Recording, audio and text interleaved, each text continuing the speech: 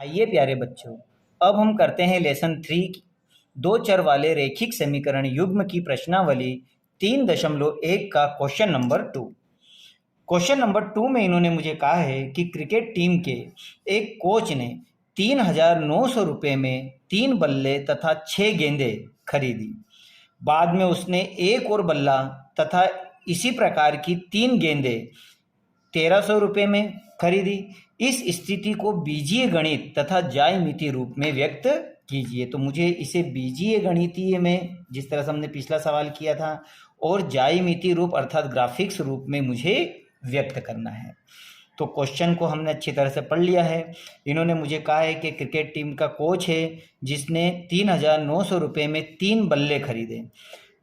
मैं पूर्व के वीडियो में भी आपको बता चुका हूँ कि यहाँ पर अगर हम कोई वस्तु खरीद रहे हैं तो मुझे सबसे पहले एक वस्तु का मूल्य पता होना चाहिए।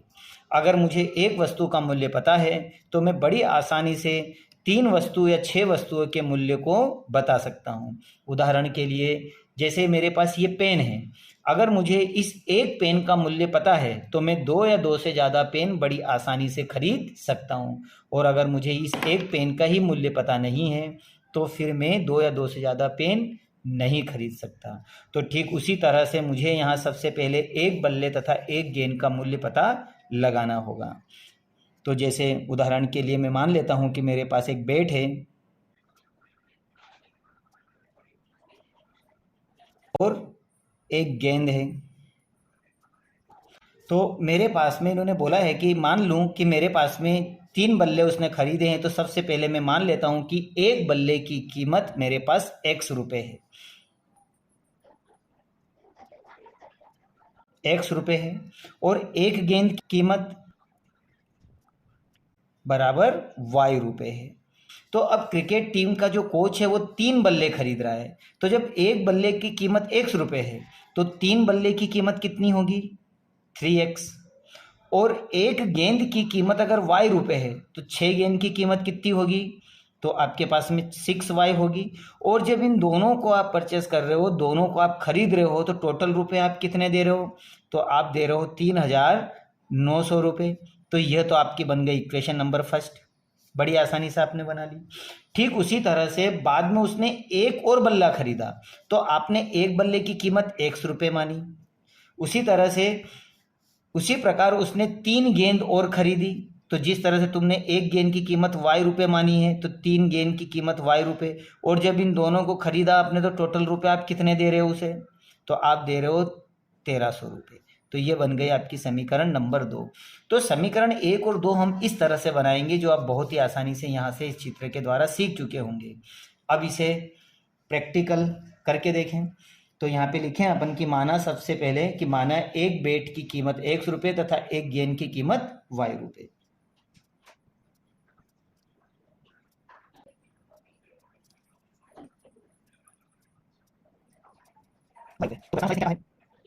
प्रश्नानुसार उसने कहा है कि 3 बल्ले तथा 6 गेंद खरीदने पर उसे 3,900 रुपये देने पड़े। तो मैं लिख सकता हूं 3 बल्ले,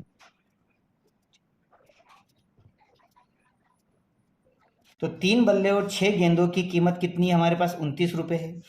एक बल्ले की कीमत x रुपये तो 3 बल्ले की कीमत 3x प्लस एक गेंद की कीमत y रुपये तो 6 गेंद की 6y इक्वल। तो यह आपकी इक्वेशन 1। लेकिन इक्वेशन 1 बनाने से पहले आप देखो यहाँ से 3 को हम कॉमन ले सकते हैं क्योंकि 3 इन दोनों को डिवाइड करता है। तो हम 3 को कॉमन ले लेते हैं जिससे मेरी इक्वेशन और ईजी हो जाएगी। तो 3 को कॉमन निकालने पे 3 3 3 दूनी 6y बराबर 3,900। 3 यहाँ मल्टीप्लाई कर रहा है, यहाँ डिवाइड कर लेगा तो यह इसको डिवाइड करेगा तो यह आपकी इक्वेशन नंबर फर्स्ट बन जाएगी। 3 एक कम 3 और 3 3 6, 3 त्रिया 9। तो यह बन गया आपकी समीकरण नंबर 1। ठीक इसी प्रकार से हम अगली मान से हम समीकरण 2 बना लेंगे। तो पुनः प्रश्नानुसार अगर हम समीकरण 1 बनाना सीख गए हैं तो हम समीकरण 2 भी बड़ी आसानी से बना लेंगे। इसी तरह से उसने एक और बल्ला तथा इसी प्रकार की 3 गेंद खरीदी। तो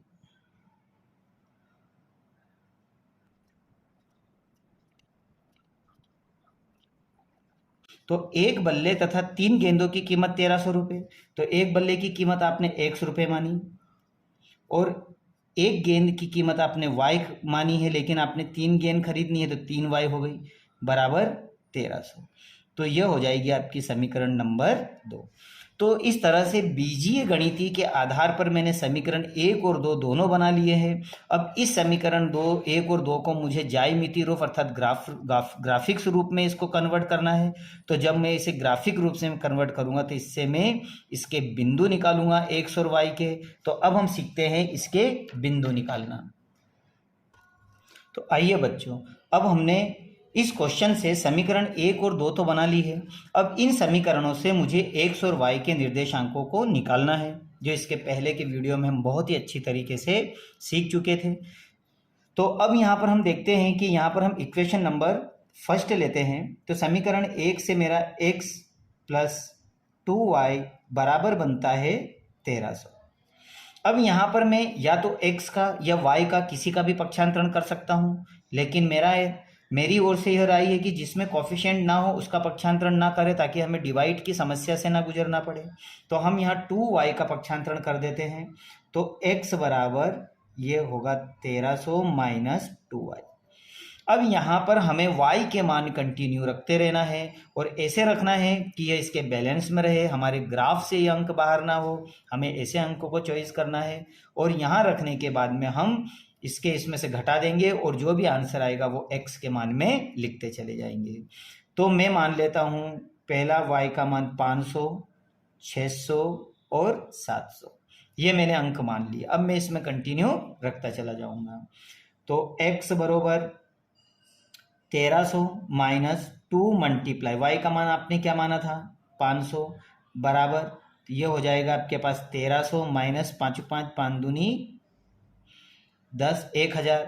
और जब इन दोनों को घटाओगे तो आपके पास में आएगा 300, जो ठीक है बैलेंस में है ये हमारे पास। तो ये आ गया हमारे पास x का मान 300। अब सेकंड, ये तो हमारा फर्स्ट क्लियर हुआ। अब सेकंड मान देखें, सेकंड कैसे निकालेंगे हम। तो यहाँ y की जगह अब क्या रखेंगे 600 रखेंगे। तो ये लिखा मैंने यहाँ पर x बराबर 1300 माइनस 2 मल्टीप्लाई, अब y की जगह हम रखेंगे 600। अब इन दोनों को जब सॉल्व करेंगे तो हमारे पास क्या आएगा। तो हमारे पास में आएगा 1300 माइनस 6 6 6 दूनी 1200, और इन दोनों घटाओगे तो 13 में 100 में से 1200 गए तो हमारे पास आएगा 100। तो ये मान हमारा हो जाएगा 100।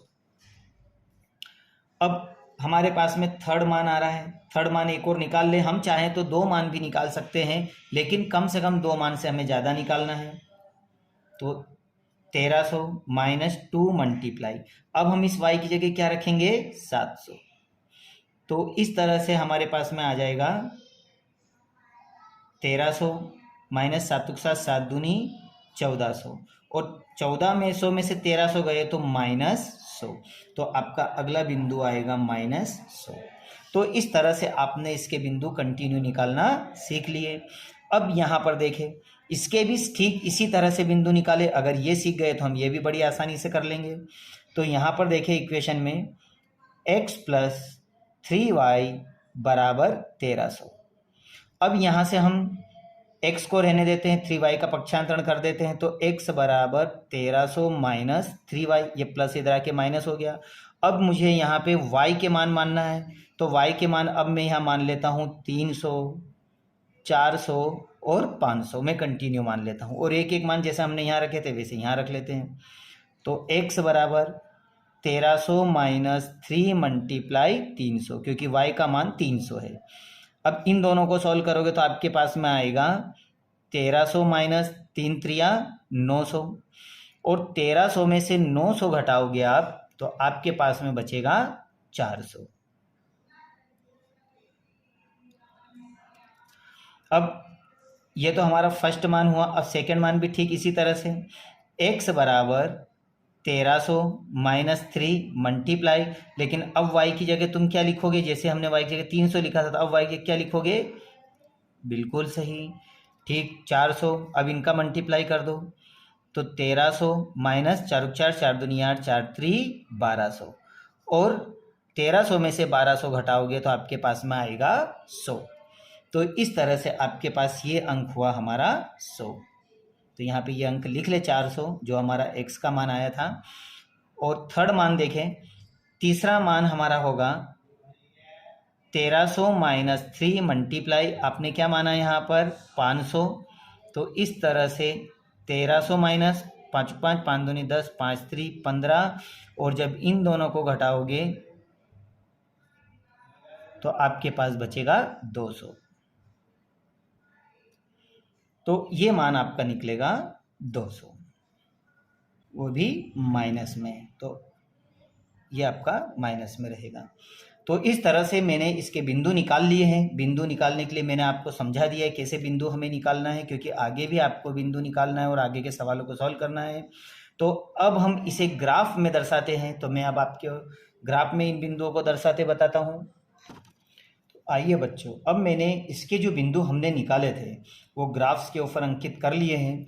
अब इन बिंदुओं को मैं ग्राफ के ऊपर किस तरह से दर्शाता हूँ वो आपको बता देता हूँ मैं। तो सबसे पहले तो हम ग्राफ खींचेंगे।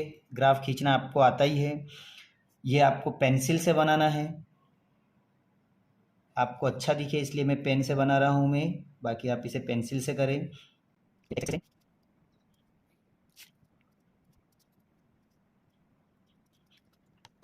अब यहाँ पर हमारे जो बिंदु है वो 300, 500, 600, 700 तक के हैं। तो हम यहाँ पर गिनती 1 2 3 नहीं लेंगे, हम यहाँ पर 100 के डिफरेंस से लेंगे ताकि हमारा ग्राफ ज़्यादा फैले नहीं।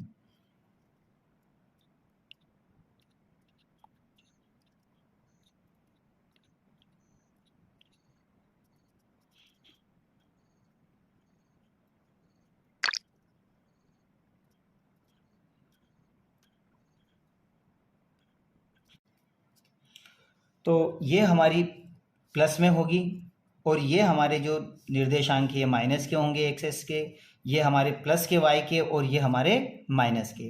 अब मैं यहाँ पे एक एक बिंदुओं को देखते जाता हूँ, रखता जाता हूँ। x का मान 300, तो x प्लस 300 आपका ये रहा 300। और उसी तरह से y का मान आपका 500 है, वो भी प्लस में। तो 300 की सीध में आप 500 वाली लाइन में जाए तो ये आपका 500, तो यहाँ आपको बिंदु मिलेगा। आप यहाँ लिख ले 300 और 500, यह आपका बिंदु हुआ। अब उसी तरह से हमारे पास में x का मान 100 है, ये आपके पास 100 है, और y का मान 600 है। तो ये सीधे आप ऊपर चले जाओ 100 की सीध में यहाँ पर, तो आपका अगला मान यहाँ आएगा। तो आप बोल सकते हो कि यहाँ का जो आपका मान आ रहा है वो आ रहा है आपका 100 और 600, ये आपका बिंदु निकला। फिर अगला है -100, तो -100 ये रहा, और 700। 700 मतलब और ऊपर जाना है आपको इस जगह पर, यहाँ पर। तो ये आ जाएगा आपके पास में 100, -100 और 700। तो आप देख रहे हो कि ये जो आपके बिंदु निकले हैं तीनों एक ही रेखा में होना चाहिए, ये अलग अलग नहीं होना चाहिए।